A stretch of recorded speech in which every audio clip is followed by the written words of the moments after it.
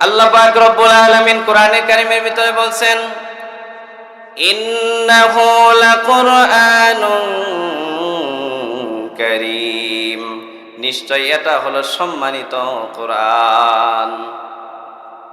কোরআনে কারীম সম্মানিত না? কোরআনে কারীমের এক নম্বর নাম হলো কোরআনে কারীম, দুই নম্বর নাম হলো কোরআনের জিকির। আল্লাহ পাক রব্বুল আলামিন কোরআনের মধ্যে বলছেন, ইন্না নাহনু নাযালনা যিকরা ওয়া ইন্না লাহু লাহাফিজুন। আল্লাহু আকবার বলেন। আল্লাহ পাক রব্বুল আলামিন বলেন, এই জিকিরকে অর্থাৎ এই কোরআনকে আমি নাজিল করেছি, এই কোরআনকে আমি নাজিল করে এই কোরআনের হেফাজতের দায়িত্ব আমি আল্লাহ নিজেই নিয়ে নিয়েছি। কোরআনের দুইটা নাম শুনলাম, একটা হলো কোরআনে কারীম আর একটা হলো জিকির। এবার আসেন কোরআনুল কারীমকে আমরা জিজ্ঞাসা করি, ওগো কোরআন তুমি কখন নাজিল হয়েছ? কোরআনুল কারীম সাথে সাথে বলে দিচ্ছেন, শাহরু রমাদানাল্লাযী উনজিলা ফীহিল কুরআন। আল্লাহ পাক রব্বুল আলামিন বলেন, রমজান মাস এমন একটি মাস যে মাসে আল্লাহ পাক কোরআনুল কারীম নাজিল করেছেন। কোরআনুল কারীমকে আবার আমরা প্রশ্ন ছড়ে দেই, বুঝলাম তুমি রমজানে নাজিল হয়েছো, কিন্তু রমজানে কোন রাত্রিতে নাজিল হয়েছো? সাথে সাথে কোরআনুল কারীম বলে দিচ্ছে, আমি কোরআনুল কারীম লাইলাতুল কদরে নাজিল হয়েছি। আল্লাহ পাক রব্বুল আলামিন বলছেন, ইন্না আনজালনাহু ফি লাইলাতিল কদর ওয়া মা আদরাকা মা লাইলাতুল কদর। আল্লাহ পাক রব্বুল আলামিন বলেন, নিশ্চয়ই কোরআনকে আমি কদরের রাত্রিতে নাজিল করেছি। নবীজি সাল্লাল্লাহু আলাইহি ওয়াসাল্লামকে সম্বোধন করে আল্লাহ বলছেন, আপনি কি জানেন কদরের রাত্রিটা কত মর্যাদাময় রাত্রি? আল্লাহ পাক রব্বুল আলামিন নিজেই বলে দিচ্ছেন, লাইলাতুল কদরি খায়রুম মিন আলফি শাহর। এই কদরের রাত্রিটা হাজার মাসের চাইতে উত্তম। কোরআনুল কারীমকে আমরা আবার জিজ্ঞাসা করি, ওগো কোরআন বুঝলাম এই লাইলাতুল কদর হাজার মাসের চাইতে উত্তম, এই রাত্রিতে কোনো বরকত আছে নাকি? আল্লাহ পাক রব্বুল আলামিন সাথে সাথে বলে দিচ্ছেন, ইন্না আনজালনাহু ফি লাইলাতিন মুবারাকা। নিশ্চয় আমি আল্লাহ পাক রব্বুল আলামিন এই কোরআনকে বরকতময় রাত্রে নাজিল করেছি। আমার ভাইরা, আমার বন্ধুগণ, গভীর মনোযোগ দিয়ে খেয়াল করেন। আল্লাহ পাক রব্বুল আলামিন কোরআনুল কারীমকে রমজানুল মুবারকে দান করলেন, রমজানুল মুবারকে নাজিল করলেন। কোরআন রমজানে নাজিল হওয়ার কারণে রমজানের দাম কমছে না বাড়ছে? আল্লাহ পাক রব্বুল আলামিন কোরআনের ছোঁয়া লাগার কারণে রমজানের দাম বাড়ায় দিলেন। কোরআনকে আল্লাহ পাক রব্বুল আলামিন লাইলাতুল কদরে নাজিল করার কারণে লাইলাতুল কদরের দাম আল্লাহ পাক রব্বুল আলামিন বাড়ায় দিলেন। যে জায়গায় কোরআনের আলোচনা হবে ওই জায়গার দাম কম না বেশি? আওয়াজ দিয়ে বলেন। মুসলমান ভাইরা আমার, গভীর মনোযোগ দিয়ে খেয়াল করেন। আল্লাহ পাক রব্বুল আলামিন কোরআনুল কারীম নাজিল করেছেন। এবার আসেন, কোরআনুল কারীম যখন আল্লাহ পাক রব্বুল আলামিন নাজিল করেছেন, বিশ্বনবী জনাবে মুহাম্মদুর রাসূলুল্লাহ সাল্লাল্লাহু আলাইহি ওয়াসাল্লাম যখন কোরআনুল কারীম তিলাওয়াত করতেন, কাফের মুশরিকরা বলতো আল্লাহর নবী তো একজন কবি, কেউ বলতো আল্লাহর নবী একজন গণক, কেউ আল্লাহর নবীকে কবি বলে আখ্যায়িত দিত, কেউ আল্লাহর নবী সাল্লাল্লাহু আলাইহি ওয়াসাল্লামকে গণক বলে আখ্যায়িত দিত। আল্লাহ পাক রব্বুল আলামিন বলে দিচ্ছেন, ওয়া মা হুয়া বিকাউলি শাইর কালিলাম মা তুমিনুন। আল্লাহু আকবার বলেন। আল্লাহ পাক রব্বুল আলামিন বলেন, আল্লাহ নবী সাল্লাল্লাহু আলাইহি ওয়াসাল্লাম যার উপরে কোরআনে কারীম নাজিল হয়েছে তিনি কোন কবি নন, তিনি কোন সাহিত্যিক নন। কেউ কেউ বলতো এই কোরআন যার উপর নাজিল হয়েছে তিনি একজন গণক। আল্লাহ পাক সাথে সাথে আয়াত নাজিল করে দিয়েছেন, ওয়া মা হুয়া বিকাউলি কাহিন কালিলাম মা তাযাক্কারুন। আল্লাহ নবী জনাবে মুহাম্মদুর রাসূলুল্লাহ সাল্লাল্লাহু আলাইহি ওয়াসাল্লাম যার উপর আল্লাহ কোরআন নাজিল করেছেন তিনি কোনো গণক নন, তিনি কোনো কবি নন, কিন্তু তোমরা খুব কমই উপদেশ গ্রহণ করে থাকো। এক নম্বরে আমরা কোরআনের পরিচয় জানলাম। দুই নাম্বার বিষয় হলো আল্লাহ পাক রব্বুল আলামিন কোরআন কেন নাজিল করছেন। কোরআন নাজিল করছেন আল্লাহ পাক রব্বুল আলামিন মানুষকে হেদায়েত দান করার জন্য। কোরআন নাজিলের উদ্দেশ্য কি বলেন? মানুষকে হেদায়েত দান করার জন্য আল্লাহ পাক কোরআন নাজিল করছেন। আল্লাহ পাক রব্বুল আলামিন কোরআনের মধ্যে বলছেন আলিফ লাম রা কিতাবুন আনজালনাহু ইলাইকা লিতুখরিজান নাস মিনাল যুলুমাতি ইলান নূর। আল্লাহ পাক রব্বুল আলামিন বলেন আলিফ লাম রা, এটা এমন একটা কিতাব যেটাকে আমি নাজিল করেছি মানুষদেরকে কুফরির অন্ধকার থেকে বের করে ঈমানের আলোর পথ দেখানোর জন্য আল্লাহ পাক কোরআন নাজিল করছেন। আমার ভাইয়েরা, আমার বন্ধুগণ, গভীর মনোযোগ দিয়ে খেয়াল করেন। আল্লাহ পাক রব্বুল আলামিন এই কোরআনকে নাজিল করেছেন হেদায়েত দান করার জন্য। কোথাও আল্লাহ পাক বলেছেন কোরআন মানুষের জন্য হেদায়েত, কোথাও আল্লাহ পাক বলেছেন কোরআন মুসলমানদের জন্য হেদায়েত, কোথাও আল্লাহ পাক রব্বুল আলামিন বলেছেন এই কোরআন মুমিনদের জন্য হেদায়েত। কোরআনে কারীমের ভিতরে আল্লাহ পাক কোথাও বলেছেন এই কোরআন হলো মুত্তাকিদের জন্য হেদায়েত, আল্লাহ পাক কোথাও বলেছেন এই কোরআন হলো মুহসিনিনদের জন্য হেদায়েত। এবার আসেন কোরআন থেকে শুনি। আল্লাহ পাক বলছেন শাহরু রমাদানাল্লাযী উনজিলা ফীহিল কুরআন হুদাল লিন্নাস। আল্লাহ পাক রব্বুল আলামিন বলেন গোটা জগৎবাসীর জন্য, সকল মানুষের জন্য আমি কোরআনকে হেদায়েত স্বরূপ নাজিল করেছি। কোরআনে পাকের মধ্যে আল্লাহ পাক কোথাও বলেছেন এই কোরআন মুমিনদের জন্য হেদায়েত। ইয়া আইয়ুহান নাসু ক্বাদ জাআতুকুম মাউইযা قد جاءتكم موعظة من ربكم وشفاء لما في الصدور وهدى ورحمة للمؤمنين। الله أكبر বলেন। পাক রব্বুল আলামিন বলেন এটা এমন একটা গ্রন্থ কোরআনুল কারীম, এই কোরআনুল কারীমকে আমি নাজিল করেছি যেটা তোমাদের জন্য উপদেশ বাণী। এই কোরআন তোমাদের অন্তঃকরণের ভিতরে যত রোগ আছে সমস্ত রোগের মেডিসিন, এবং এই কোরআন মুমিনদের জন্য হেদায়েত এবং রহমত। কোরআনে পাকের মধ্যে আল্লাহ পাক কোথাও বলেছেন এই কোরআন মুসলমানদের জন্য হেদায়েত। আল্লাহ পাক সূরা নাহলের মধ্যে বলছেন ওয়ানাজ্জালনা আলাইকাল কিতাবা তিবয়ানাল লিকুল্লি শাইইন تبيانا لكل شيء وهدى ورحمة وبشرى للمسلمين। আল্লাহ পাক রব্বুল আলামিন বলেন এই কোরআনের মধ্যে আমি সব আলোচনা করেছি। মানুষের ব্যক্তিগত জীবন কিভাবে চলবে তাও এই কোরআনের ভিতরে আছে। মানুষের পারিবারিক জীবন কিভাবে চলবে কোরআনে আছে না নাই? মানুষের সামাজিক জীবন কিভাবে চলবে তাও এই কোরআনের ভিতরে আছে। মানুষের রাষ্ট্রীয় জীবন কিভাবে চলবে তাও এই কোরআনের ভিতরে আছে না নাই? আল্লাহ পাক রব্বুল আলামিন সব কিছুর আলোচনা এই কোরআনের ভিতরে আছে। কিন্তু আজকে দেখা যায় এই কোরআন থেকে নিয়ে যখন মানুষের ব্যক্তিগত জীবন আলোচনা করা হয় কোনো সমস্যা নাই, হুজুরের বয়ান অনেক ভালো। কোরআন থেকে যখন সামাজিক জীবন নিয়ে আলোচনা করা হয় হুজুর অনেক ভালো, হুজুরের বয়ান অনেক সুন্দর। যেই কোরআন থেকে রাষ্ট্রীয় জীবন নিয়ে আলোচনা করা হয় কিছু মানুষের অ্যালার্জি শুরু হয়ে যায়, ঠিক কিনা বলেন? বুঝতে হবে এই মানুষগুলো আসলে মুসলমান না, এরা হলো মুনাফিক। মোহতারাম হাজিরিন, আমাদেরকে বুঝতে হবে আল্লাহ পাক রব্বুল আলামিন কিয়ামত পর্যন্ত সকল মানুষের জন্য, জিনদের জন্য সংবিধান হিসেবে পাঠিয়েছেন কোরআনুল কারীম। সাদা কাগজে লিখে রাখতে পারেন, আল্লাহর কসম করে বলছি বাংলার জমিনে মানুষের মন্ত্র তন্ত্র থিওরি দিয়ে কোনোদিন শান্তি পাবেন না। শান্তি ব্যানারে লেখা থাকতে পারে, শান্তি কিতাবের পাতায় লেখা থাকতে পারে, কাগজের পাতায় লেখা থাকতে পারে, কিন্তু শান্তির আসল চেহারা দেখতে পারবেন না। যতদিন পর্যন্ত বাংলার জমিনে রাষ্ট্রীয়ভাবে কোরআনের রাজ কায়েম না হবে ততদিন পর্যন্ত বাংলাদেশের মুসলমান 100% শান্তি পাবে না। চিল্লায় এখন ঠিক কিনা?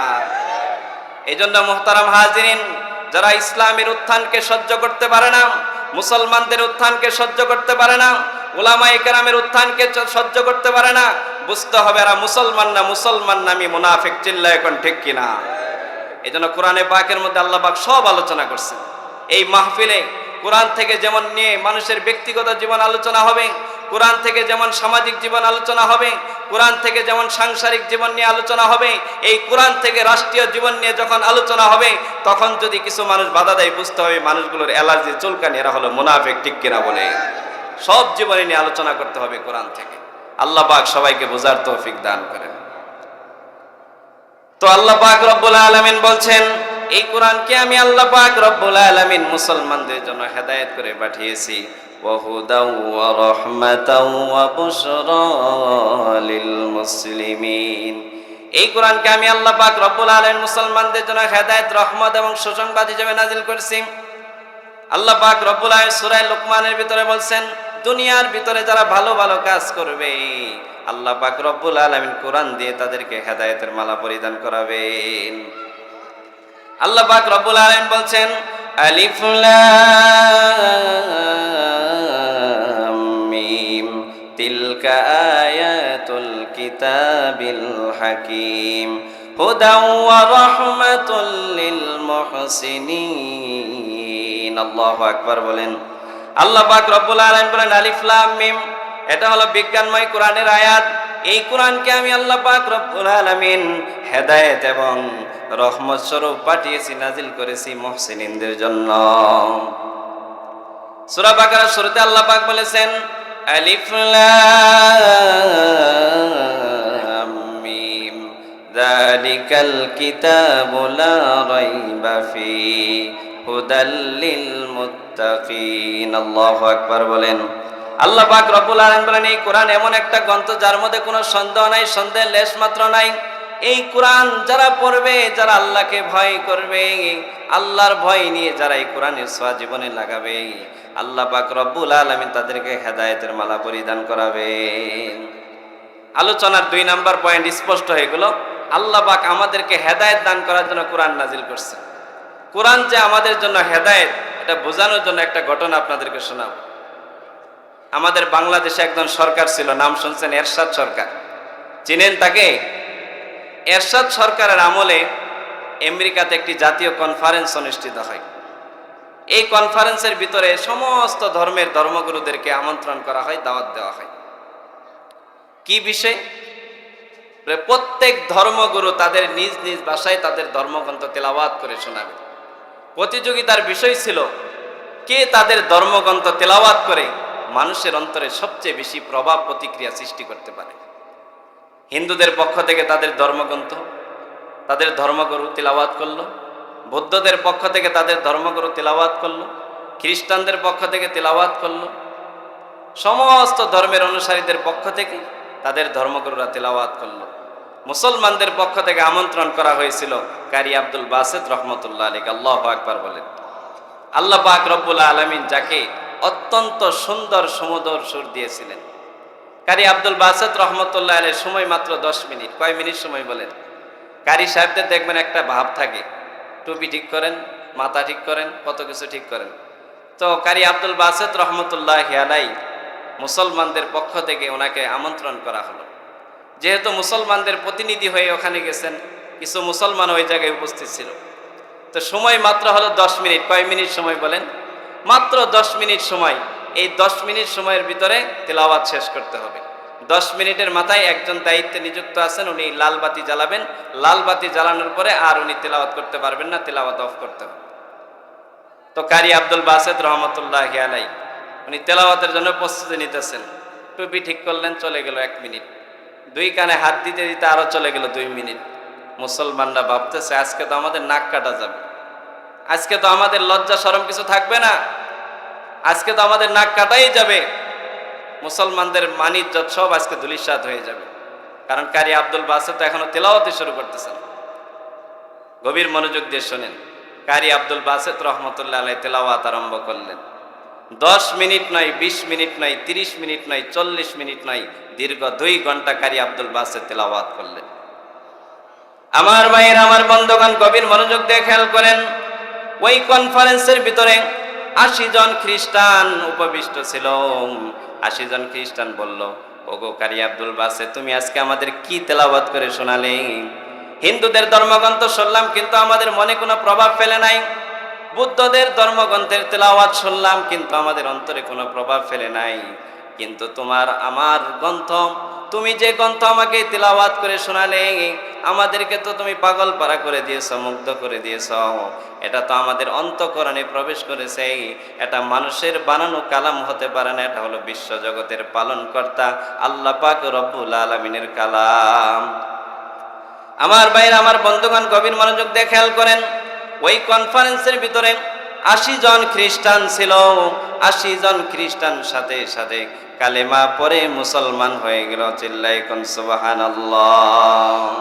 এজন্য আল্লাহ পাক রব্বুল আলামিন বলছেন, আলিফ লাম রা কিতাবুন আনজালনাহু ইলাইকা লিতুখরিজান নাসা মিনায-যুলুমাতি ইলান-নূর। আল্লাহ পাক রব্বুল আলামিন বলেন, এই কোরআন আমি নাজিল করেছি মানুষকে হেদায়েত দান করার জন্য। কেউ যদি সত্যকে অনুধাবন করার জন্য, হেদায়েত পাওয়ার জন্য, যদি ঈমানের নূর পাওয়ার জন্য, হেদায়েতের নূর পাওয়ার জন্য এই কোরআন খুলে কোরআনের তরজমা পড়ে কোরআনে রিচার্জ করে, আল্লাহ পাক রব্বুল আলামিন আজও ওই মানুষগুলোকে হেদায়েত দান করতেছেন। চিল্লায় কোন ঠিক কিনা? আমার ভাইরা, আমার বন্ধুগণ, গভীর মনোযোগ দিয়ে খেয়াল করেন। আল্লাহ পাক রব্বুল আলামিন দুনিয়াতে তাওরাত নাজিল করেছেন, কিন্তু বর্তমানে তাওরাত হেফাজতে নাই। আল্লাহ পাক দুনিয়াতে জাবুর নাজিল করেছিলেন, কিন্তু জাবুর দুনিয়াতে হেফাজতে নাই। আল্লাহ পাক রব্বুল আলামিন ইনজিল নাজিল করেছিলেন, কিন্তু ইনজিল দুনিয়াতে হেফাজতে নাই। কিন্তু আল্লাহর কোরআনের একটা জের জবর তো দূরের কথা, একটা নুক্তা পর্যন্ত কেউ পরিবর্তন করতে পারে নাই। কারণ আল্লাহ পাক রব্বুল আলামিন কোরআনের ভিতরে বলেছেন, ইন্না নাহনু নাযালনা যিকরা ওয়া ইন্না লাহু লাহাফিজুন। আল্লাহু আকবার বলেন। আমার ভাইরা, আমার বন্ধুগণ, আল্লাহ পাক বলছেন, এই কোরআন আমি নাজিল করেছি, হেফাজতের দায়িত্ব নিয়েছি আমি আল্লাহ।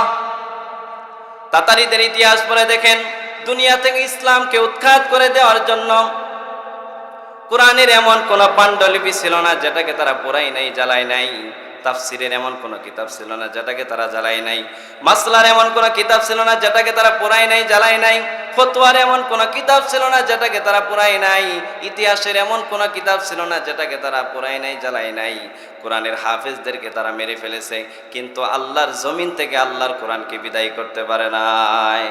কারণ আল্লাহ পাক রব্বুল আলামিন বলেছেন, ইন্না নাহনু নাযালনা যিকরা ওয়া ইন্না লাহু লাহাফিজুন। এই কোরআন আমি আল্লাহ পাক নাজিল করেছি, এই কোরআন হেফাজতের দায়িত্ব আমি আল্লাহ পাক রব্বুল আলামিন নিজে নিয়েছি। কিয়ামত পর্যন্ত কেউ এই কোরআনের ভিতরে হাত দিবে তো তার হাত পড়ে যাবে, তার হাত ধ্বংস হয়ে যাবে, কোরআনের ভিতরে কোনো বিকৃতি করতে পারবে না। আমার ভাইরা, আমার বন্ধুগণ, গভীর মনোযোগ দিয়ে খেয়াল করেন। বর্তমানে যে মালদ্বীপ আছে, নাম শুনছেন? এই মালদ্বীপের চতুর্দিকে হলো সমুদ্র, মাঝখানে একটা দ্বীপ হলো মালদ্বীপ। একসময় এই মালদ্বীপে কোনো মুসলমান ছিল না, কোনো ইমানদার ছিল না, কোনো মুমিন ছিল না। মালদ্বীপের ভিতরে কিভাবে ইসলাম আসলো শোনেন। মাত্র 12 থেকে 13 বছর বয়সী একজন বালক, মাত্র 12 বছর বয়সী একজন বালক হাফেজ আবুল বারাকাত রহমতুল্লাহি আলাইহি 300 যাত্রী নিয়ে এই জাহাজের ভিতরে যাত্রা শুরু করলেন। আমার ভাইয়েরা, আমার বন্ধুগণ, গভীর মনোযোগ দিয়ে খেয়াল করেন কোরআনকে আল্লাহ পাক কিভাবে হেফাজত করেন। হাফেজ আবুল বারাকাত রহমতুল্লাহি আলাইহি 300 যাত্রী নিয়ে যাত্রা শুরু করলেন সমুদ্রের পথে। জাহাজ যখন মাঝপথে চলে গেল, সমুদ্রের ভিতরে জলোচ্ছ্বাস শুরু হয়ে গেল, ঘূর্ণিঝড় শুরু হয়ে গেল, জাহাজ ভেঙে চুরমার হয়ে গেল। মানুষগুলো সাঁতরাইতেছিল, কেউ মারা যাচ্ছিল।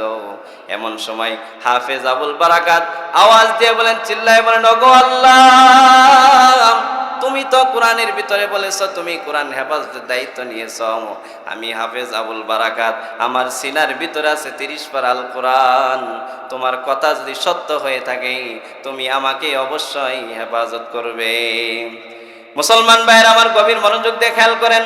হাফেজ আবুল বারাকাত রহমতুল্লাহ আলাইহি আল্লাহকে ফরিয়াদ করার সাথে সাথে হাফেজ আবুল বারাকাত ওনার সামনে তাকিয়ে দেখেন এক খণ্ড কাঠ বাজতে বাজতে ওনার সামনে চলে এসেছে। হাফেজ আবুল বারাকাত রহমতুল্লাহ আলাইহি কাঠটা ধরে ফেললেন। কাঠ ধরে সাঁতরাইতে সাঁতরাইতে হাফেজ আবুল বারাকাত সমুদ্রের পাড়ে চলে গেলেন। মুসলমান কোন জায়গায় যাওয়ার পরে সর্বপ্রথম যে জিনিস তালাশ করেন, অনুসন্ধান করেন, সেটা হলো কোথায় আল্লাহর ঘর, মসজিদ আছে। চিল্লায় কোন ঠিক কিনা? হাফেজ আবুল বারাকাত রহমতুল্লাহ আলাইহি চতুর্দিকে তাকিয়ে দেখেন কোথাও কোনো মসজিদ নাই। কিছুক্ষণ পর মন্দির থেকে আওয়াজ শুনতেছেন হরে কৃষ্ণ হরে রাম।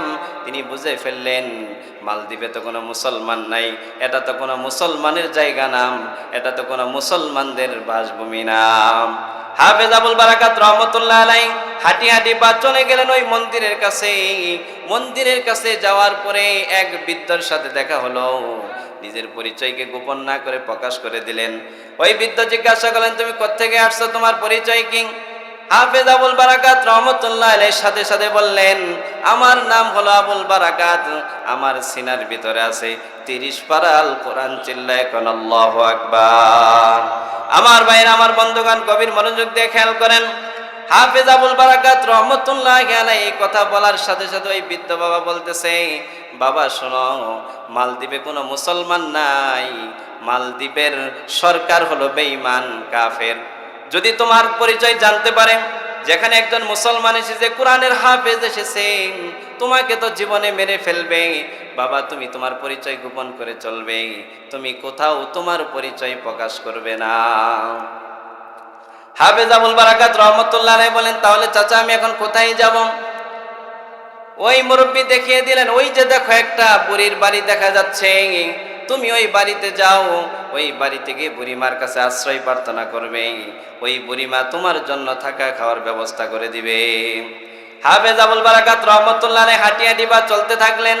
চলতে চলতে ওই বুড়িমার বাড়ির সামনে চলে গেলেন, গিয়ে ডাক দিলেন বাড়িতে কেউ আছেন নাকি? সাথে সাথে বুড়িমা বের হয়ে আসলেন। বুড়িমাকে বললেন ও বুড়িমাম, আমার নাম আবুল বারাকাত, মালদ্বীপে আমার মা নাই, আমার বাবা নাই, এখানে আমার কেউ নাই। হাফেজ আবুল বারাকাত রহমতুল্লাহ বলতেছিলেন আমার জন্য একটু আশ্রয়ের ব্যবস্থা করা যাবে নাকি? এই কথা বলার সাথে সাথে বুড়িমা বলতেছে আমরা গরিব মানুষ, বন থেকে সামান্য কাঠ কেটে নিয়ে এসে রুজি রোজগারের ব্যবস্থা করি, আমাদেরই তো দিন চলে না, তোমরা আর কেমনে আমরা খাবারের ব্যবস্থা করব? এই কথা বলার সাথে সাথে হাফেজ আবুল বারাকাত রহমতুল্লাহ আলাইহি বললেন ও মা আপনার কোনো চিন্তা করতে হবে না, টেনশন করতে হবে না, আমার রুজি রোজগার নিয়ে আপনার চিন্তা করতে হবে না, আমি আজ থেকে বনে গিয়ে কাঠ কাটবো, আমার খাবারের ব্যবস্থাও করব, আপনাদের খাবারের ব্যবস্থাও করব। মুসলমান ভাইয়ের আমার গভীর মনোযোগ দিয়ে খেয়াল করেন। হাফেজ আবুল বারাকাত রহমতুল্লাহ আলাইহি আশ্রয়ের ব্যবস্থা হয়ে গেল। প্রত্যেক দিন উনি বনে যান, কাঠ কেটে নিয়ে আসেন, বাজারে বিক্রি করেন, খাবার দাবারের ব্যবস্থা করেন। এমনভাবে দীর্ঘ 6 মাস চলে গেল, কিন্তু হাফেজ আবুল বারাকাত কোনোদিন প্রকাশ করেন নাই উনি মুসলমান, উনি কোরআনের হাফেজ। মুসলমান ভাইয়ের আমার গভীর মনোযোগ দিয়ে খেয়াল করেন। একদিন হাফেজ আবুল বারাকাত রহমতুল্লাহি আলাইহি ওই বুড়িমার বাড়িতে এসে দেখেন বুড়িমাও কান্না করছেন, ওই বুড়িমার সাথে সাথে ওই বুড়িমার মেয়েটাও কান্না করতেছে। হাফেজ আবুল বারাকাত রহমতুল্লাহ আলাইহি বললেন ওগো মা আপনি কেন কান্না করছেন বুঝতে পারলাম না, ওই মেয়েটাও কেন কান্না করছে বুঝতে পারলাম না। সাথে সাথে ওই বুড়িমা বলছে ও হাফেজ আবুল বারাকাত শোনো, আবুল বারাকাত শোনো, এই মালদ্বীপের ভিতরে একটা সিস্টেম আছে, এই মালদ্বীপে তো কোনো মুসলমান নাই, প্রত্যেক বছর মন্দিরে একটা মেয়েকে বউ সাজিয়ে রেখে আসতে হয়, আর ওই যে সাগর সমুদ্র তুমি দেখে এসেছো, ওই সমুদ্র থেকে একজন দানব ওঠে, তার সাথে অসৎ উদ্দেশ্যকে চরিতার্থ করে তাকে মেরে ফেলে, পরের দিন লাশ মানুষ নিয়ে যায়। আমাদের মালদ্বীপের ভিতরে এই সিস্টেম আছে, প্রত্যেক বছর একজনের নামে লটারি ওঠে, সব মালদ্বীপের মানুষের নামে লটারি দেওয়া হয়, যার নাম উঠে যায় তার মেয়েকে ওই মন্দিরে রেখে আসতে হয়। মুসলমান ভাইয়ের আমার গভীর মনোযোগ দিয়ে খেয়াল করেন। এতদিন তো আমার মেয়ের নাম সিরিয়ালে আসে নাই, লটারিতে আসে নাই, কিন্তু এই বছর তো আমার মেয়ের নাম লটারিতে এসে গেছে। আমার মেয়ের কি উপায় হবে? আমার মেয়ে তো আমার বুক খালি করে চলে যাবে, এই জন্য মেয়েও কান্না করতেছে, আমিও কান্না করতেছি। মুসলমান ভাইয়ের আমার গভীর মনোযোগ দিয়ে খেয়াল করেন। আল্লাহর কোরআনকে আল্লাহ পাক কিভাবে হেফাজত করেন। হাফেজ আবুল বারাকাত রহমতুল্লাহ আলাইহি সাথে সাথে বললেন ও মা আমার কথা মনোযোগ দিয়ে শোনেন, গভীর মনোযোগ দিয়ে শোনেন। এতদিন আমি আমার আসল পরিচয় প্রকাশ করি নাই, আমার নাম হলো মোহাম্মদ আবুল বারাকাত, আমি একজন কোরআনের হাফেজ, আমার সিনার ভিতরে আছে 30 পারা আল কোরআন, আমি হলাম একজন মুসলমান, চিল্লায় কোন আল্লাহু আকবার। আমার আল্লাহ পাক কোরআনের ভিতরে বলেছেন, ইন্না নাহনু নাযালনা যিকরা ওয়া ইন্না লাহু লাহাফিজুন। আল্লাহু আকবার বলেন। আল্লাহ পাক রব্বুল আলামিন কোরআনে কারীমের ভিতরে বলেছেন, এই কোরআন আমি আল্লাহ নাজিল করেছি, আল্লাহর কথা সত্য, আল্লাহ কোরআনকে হেফাজত করবেন। ও মা, আপনি কোনো টেনশন করবেন না, আপনি কোনো চিন্তা করবেন না। আমার বয়স মাত্র 12 বছর, এখনো আমার গালে দাড়ি ওঠে নাই। আপনার মেয়েকে ঘরের ভিতরে এক কোণায় লুকিয়ে রাখেন, আর আমাকে আপনার মেয়ের শাড়িটা পরায় দেন, আমাকে বউ সাজাইয়া দেন। আল্লাহর কোরআন সত্য, আল্লাহর কোরআনকে আল্লাহ পাক বিজয়ী করেই ছাড়বেন। মুসলমান ভাইয়েরা আমার গভীর মনোযোগ দিয়ে খেয়াল করেন। ওই বুড়িমার সাথে সাথে বলতেছেন, ও হাফেজ আবুল বারাকাত, তুমি শুনে রাখো, বাদশার দরবারে যাওয়ার পরে 3 বার চেক আপ করা হয়। কয়বার চেক আপ করা হয়? আওয়াজ দিয়ে বলেন। যদি চেক আপ করার সময় ধরা পড়ে যায় তুমি মেয়ে নয়, তুমি ছেলে, তাহলে কিন্তু মালদ্বীপের ভিতরে আমার মা মেয়ে দুইজনেরই গর্দান কাটা যাবে। মুসলমান ভাইয়ের আমার গভীর মনোযোগ দিয়ে খেয়াল করেন। হাফেজ আবুল বারাকাত রহমতুল্লাহি আলাইহি বললেন, ও মা, আপনি চিন্তা করবেন না, আল্লাহর কোরআন সত্য, আল্লাহর কথা সত্য। আল্লাহ পাক রব্বুল আলামিন কোরআনের বিজয় দান করেই ছাড়বেন ইনশাআল্লাহ। হাফেজ আবুল বারাকাত রহমতুল্লাহি আলাইহিকে বউ সাজানো হলো। বউ সাজানোর পরে হাফেজ আবুল বারাকাত রহমতুল্লাহি আলাইহি ঘুমটাটাকে লম্বা করে দিলেন।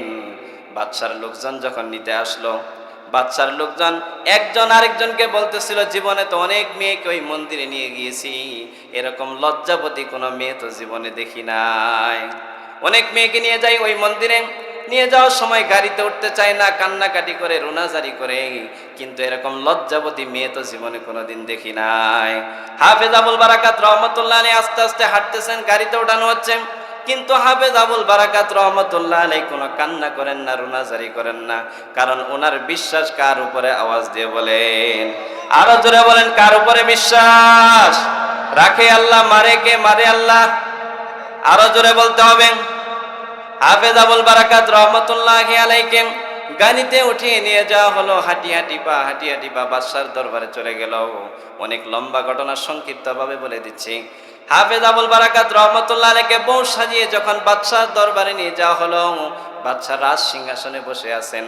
বাদশার ডান পাশে ওনার একজন ওয়াইফ বসে আছে, ওনার বাম পাশে আরেকজন ওয়াইফ বসে আছে। বাদশার দরবার পার হওয়ার পরে 3 বার চেক আপ করা হয়। কয়বার? 3 বার। এবার বাদশার এক স্ত্রী বাদশাকে বলতেছে, ওগো বাদশা শোনেন, আমিও তো কয়েকজন সন্তানের মা, জীবনে অনেক মেয়ে দেখেছি, এরকম লজ্জাবতী, এরকম চরিত্রবতী মেয়ে জীবনে দেখি নাই। এই মেয়েকে চেক আপ করার কোনো প্রয়োজন নাই। এই মেয়েকে যদি চেক আপ করা হয়, পরীক্ষা নিরীক্ষা করে দেখা হয়, তাহলে তো তার সম্মান হানি হবে, ইজ্জত হানি হবে, তার ইজ্জত আবরু নষ্ট করা হবে। তাকে চেক আপ করার কোনো দরকার নাই, তাকে সরাসরি মন্দিরে নিয়ে চলে যান। বলেন, আল্লাহ পাক রব্বুল আলামিন কোরআনের ভিতরে বলেছেন, ইন্না নাহনু নাযালনা যিকরা ওয়া ইন্না লাহু লাহাফিজুন। আল্লাহু আকবার বলেন। আল্লাহ পাক বলেছেন, এই কোরআন আমি নাজিল করেছি, হেফাজতের দায়িত্ব আমি আল্লাহর। হাফেজ আবুল বারাকাত রহমতুল্লাহ আলাইহিকে চেক আপ ছাড়াই মন্দিরে নিয়ে যাওয়া হলো। 11টা বাজে গেল, 11টা 20 বেজে গেল, 11টা 30 বাজলো, 11টা 40 বাজলো, 50 বাজলো। ঠিক 12টা যখন বাজলো, সমুদ্র থেকে দানব চলে আসলো। দানব আসার সাথে সাথে হাফেজ আবুল বারাকাত রহমতুল্লাহ আলাইহি কোরআনুল কারীমের তেলাওয়াত শুরু করে দিলেন। চিল্লায়ে কোন সুবহানাল্লাহ।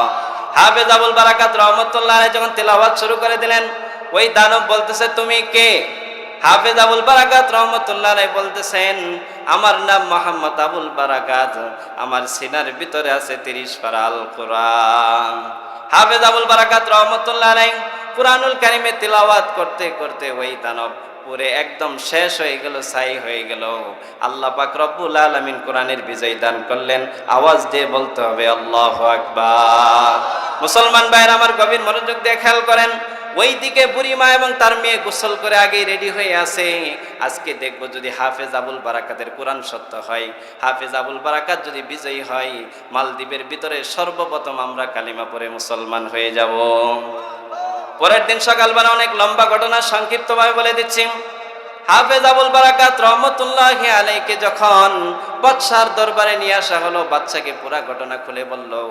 বাদশা পুরা মালদ্বীপের জনগণকে এক জায়গায় একত্র করে বললেন, আল্লাহর কোরআন সত্য, মুসলমানদের ইসলাম সত্য।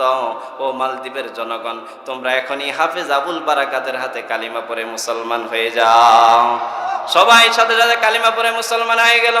আশহাদু আল্লা ইলাহা ইল্লাল্লাহু ওয়া আশহাদু আন্না মুহাম্মাদান আবদুহু ওয়া রাসূলুহু। আল্লাহু আকবার বলেন। মুসলমান ভাইরা আমার, এখান থেকে আসলো মালদ্বীপে ইসলাম, এখান থেকে মালদ্বীপের মানুষ মুসলমান হলো। আল্লাহ কোরআনের ভিতরে বলেছেন, এই কোরআন আমি নাজিল করেছি, কোরআন হেফাজতের দায়িত্ব আমি আল্লাহ নিয়েছি। 2 নাম্বার পয়েন্ট আমার শেষ। আল্লাহ পাক কোরআন কেন নাজিল করছেন। এবার 3 নাম্বার পয়েন্ট নিয়ে একটু আলোচনা করব আপনাদের সামনে।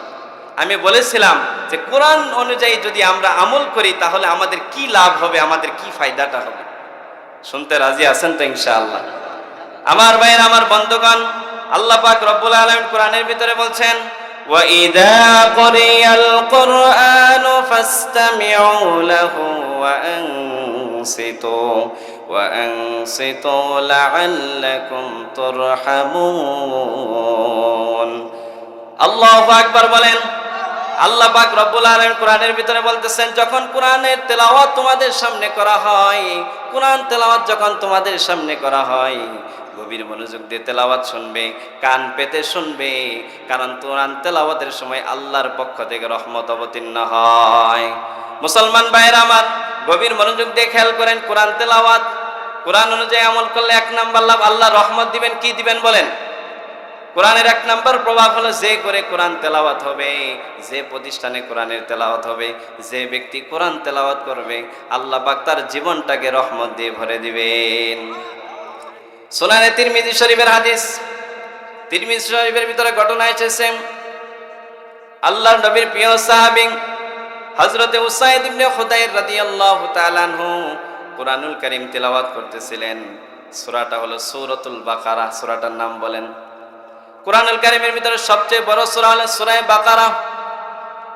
আল্লাহর নবীর প্রিয় সাহাবী উসাইদ ইবনে খুদাইর রাদিয়াল্লাহু তাআলা আনহু সূরা বাকারা তেলাওয়াত করা শুরু করে দিলেন। পড়ছেন, আলিফ লাম মিম যালিকাল কিতাবু লা রাইবা ফীহি হুদাল লিল মুত্তাকিন আল্লাযীনা ইউমিনুনা বিল গায়বি ওয়া ইউকিমুনাস সালাহ ويقيمون الصلاة ومما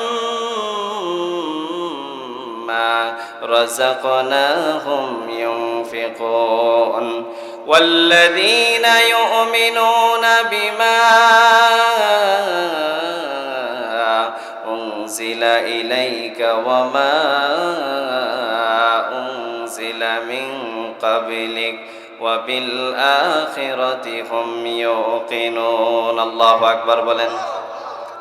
আল্লাহর নবীর প্রিয় সাহাবী হযরত উসাইদ ইবনে খুদাইর রাদিয়াল্লাহু তাআলা আনহু কোরআনের যখন এই 4টি আয়াত তেলাওয়াত করলেন, তেলাওয়াত করতে করতে ওনার পাশে একটা ঘোড়া বাঁধা ছিল। ঘোড়ার দিকে তাকায় দেখেন ঘোড়াটা তো লাফালাফি শুরু করে দিছে।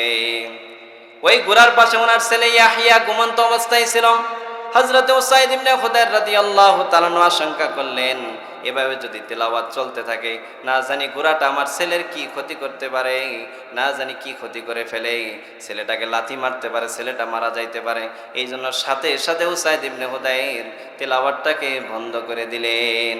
মুসলমান ভাইরা আমার, গভীর মনোযোগ দিয়ে খেয়াল করেন। আল্লাহর নবীর প্রিয় সাহাবী উসাইদ ইবনে খুদাইর রাদিয়াল্লাহু তাআলা নিজেই ঘটনা বয়ান করতেছেন। আমি তেলাওয়াত বন্ধ করার সাথে সাথে তাকিয়ে দেখলাম ঘোড়ার লাফালাফিটা অটোমেটিক বন্ধ হয়ে গেছে। উসাইদ ইবনে খুদাইর রাদিয়াল্লাহু তাআলা বলেন, আবার আমি কোরআনের তেলাওয়াত শুরু করে দিলাম। উলাইকা আলা হুদাম মির রাব্বিহিম ওয়া উলাইকা হুমুল মুফলিহুন। আল্লাহু আকবার বলেন। উসাইদ ইবনে খুদাইর রাদিয়াল্লাহু তাআলা বলেন, আবার আমি লক্ষ্য করে দেখি ঘোড়া আবার লাফালাফি করছে। আমি তেলাওয়াত টোটাল বন্ধ করে দিলাম। আমি গিয়ে আমার ছেলেকে জাগ্রত করলাম। ছেলেটাকে জাগ্রত করতে গিয়ে আসমানের দিকে তাকায় দেখলাম এক খণ্ড মেঘ এসে আমার উপর ছায়া দান করতেছে। এটা দুনিয়ার সাধারণ কোনো মেঘ নয়। রোদের সময় যে মেঘাচ্ছন্ন আকাশ থেকে এরকম অবস্থা নয়। এই মেঘের ভিতরে লাইটের মতো তারকার মতো কি যেন ঝলমল করতেছে, যার আলো চাঁদের আলোর চাইতেও বেশি, যার আলো সূর্যের আলোর চাইতে বেশি। চিল্লায় কোন সুবহানাল্লাহ। আল্লাহ নবীর প্রিয় সাহাবী হযরত উসাইদ ইবনে হুদায়র রাদিয়াল্লাহু তাআলা আনহু পরদিন ফজরের নামাজের পরে আল্লাহর নবী সাল্লাল্লাহু আলাইহি ওয়াসাল্লামকে পুরা ঘটনা খুলে বললেন, ইয়া রাসূলুল্লাহ, রাতে এমন এমন ঘটনা ঘটেছে। আল্লাহর নবী সাল্লাল্লাহু আলাইহি ওয়াসাল্লাম সাথে সাথে বললেন, ওগো উসাইদ, তুমি আসমানে যে তারকা দেখেছো, লাইটের আলো দেখেছো, এটা কোনো লাইটও নয়, তারকাও নয়, এরা হলো আল্লাহর কুদরতি রহমতের ফেরেশতা। চিল্লায়ে কোন সুবহানাল্লাহ।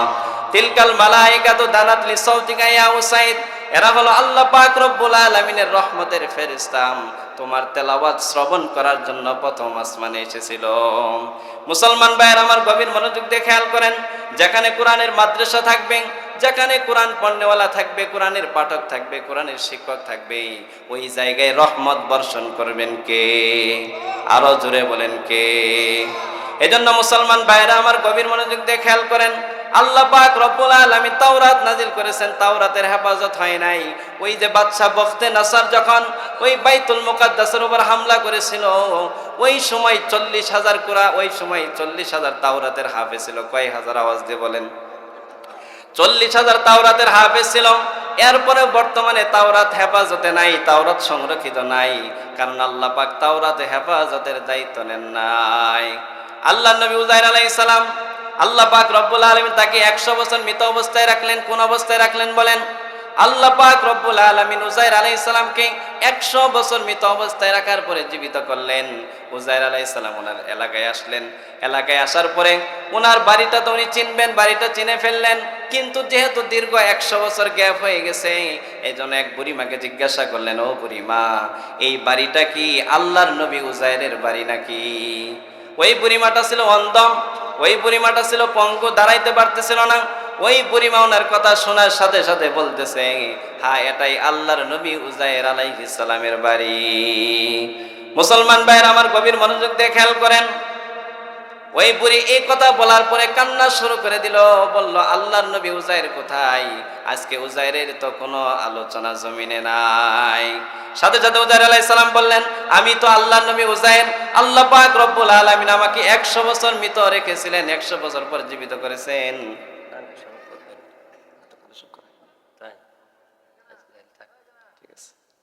আল্লাহর নবী হযরত উজাইর আলাইহিস সালাম বললেন, আমি তো আল্লাহর নবী উজাইর।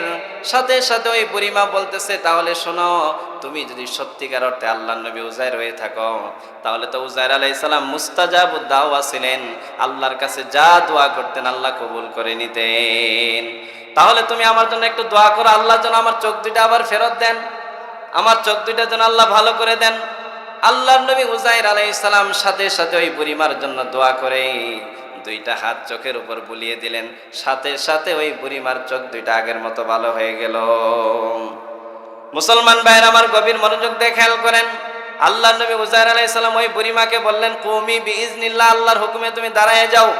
ওই বুড়িমার কোমর সোজা হয়ে গেল, মাজা সোজা হয়ে গেল, পরিপূর্ণ সুস্থ হয়ে গেল। চিল্লায় এখন আল্লাহু আকবার। ওই বুড়িমা আল্লাহর নবী উজাইর আলাইহিস সালামকে নিয়ে বনি ইসরাইলের এক বৈঠকের ভিতরে চলে গেল। গিয়ে বলল, ইনি আল্লাহর নবী উজাইর, আল্লাহ তাআলা ওনাকে 100 বছর মৃত অবস্থায় রেখেছিলেন, এরপরে আল্লাহ পাক জীবিত করে আমাদের মাঝে আবার পৌঁছিয়ে দিয়েছেন। বুড়িমার কথা শুনে কেউ বিশ্বাস করে না, বিশ্বাস করার কথাও না। ওই মজলিসের ভিতরে, ওই বৈঠকের ভিতরে আল্লাহর নবী উজাইর আলাইহিস সালামের একজন সন্তান ছিল। ওই সন্তানের বয়স ছিল 108 বছর। কত বছর? আওয়াজ দিয়ে বলেন। ওই বৈঠকের ভিতরে আল্লাহর নবী উজাইর আলাইহিস সালামের নাতিপুতিও ছিল। উজাইর আলাইহিস সালামের সন্তান বলল, আমরা কখনো বিশ্বাস করতে পারি না, তবে আমরা চেক আপ করে দেখব। আল্লাহর নবী উজাইর আলাইহিস সালামের পিঠের পিছনে কালো একটা চিহ্ন ছিল, চাঁদের চাইতেও ঝলমল। ওই চিহ্নটা যদি থাকে বুঝতে পারবো ইনি হলেন আল্লাহর নবী উজাইর। উজাইর আলাইহিস সালামের জামা উঠিয়ে দেখা হলো, ঠিক ওই চিহ্ন পাওয়া গেছে। কিন্তু বনি ইসরায়েল তো ঠেড়া জাতি ছিল, সহজে এরা মানতো না। বললো এমনি আমরা বিশ্বাস করব না। আল্লাহর নবী উজাইর আলাইহিস সালাম তাওরাতের হাফেজ ছিলেন। যদি আপনি সত্যিকার অর্থে উজাইর হয়ে থাকেন, তাওরাত ফার্স্ট থেকে লাস্ট পর্যন্ত মুখস্থ আমাদেরকে শোনান। আল্লাহর নবী উজাইর আলাইহিস সালাম তাওরাত গ্রন্থ, তাওরাত কিতাব একদম ফার্স্ট থেকে লাস্ট পর্যন্ত শুনিয়ে দিলেন। সকলেই সাথে সাথে বিশ্বাস করে নিল ইনি হলেন আল্লাহর নবী উজাইর। মুসলমান ভাইয়ের আমার, যে কথা বোঝানোর জন্য এই ঘটনা বললাম, আল্লাহর নবী উজাইর আলাইহিস সালাম তাওরাতের হাফেজ ছিলেন। ওই সময় হাজার হাজার তাওরাতের হাফেজ ছিল, কিন্তু বর্তমানে বাজারে যে বাইবেল তাওরাত পাওয়া যায় এটা আসল তাওরাত নয়, এটা হলো পরিবর্তনকৃত তাওরাত। কারণ আল্লাহ পাক রব্বুল আলামিন কোরআন হেফাজতের দায়িত্ব নিয়েছেন, কিন্তু বনি ইসরাইল কিরকম ঠেড়া জাতি দেখেন। এই আল্লাহ নবী উজাইর আলাইহিস সালাম পুরা তাওরাত মুখস্থ শোনায় দিলেন। এরপরেও এই ইহুদিরা কয় ওয়াকালাতিল ইয়াহুদু উজাইর ইবনুল্লাহ, ইহুদিরা কয় উজাইর আলাইহিস সালাম আল্লাহর পুত্র, নাউজুবিল্লাহ বলেন। মুসলমান ভাইয়ের আমার, গভীর মনোযোগ দিয়ে খেয়াল করেন। বলতেছিলাম কোরআন যদি আমাদের জিন্দেগিতে বাস্তবায়িত হয়, 1 নাম্বার লাভ হলো আল্লাহ পাক জীবনে রহমত দিবেন। 2 নাম্বার হলো জীবনের ভিতরে আল্লাহ পাক রব্বুল আলামিন বরকত ঢেলে দিবেন। কি দান করবেন? আওয়াজ দিয়ে বলেন।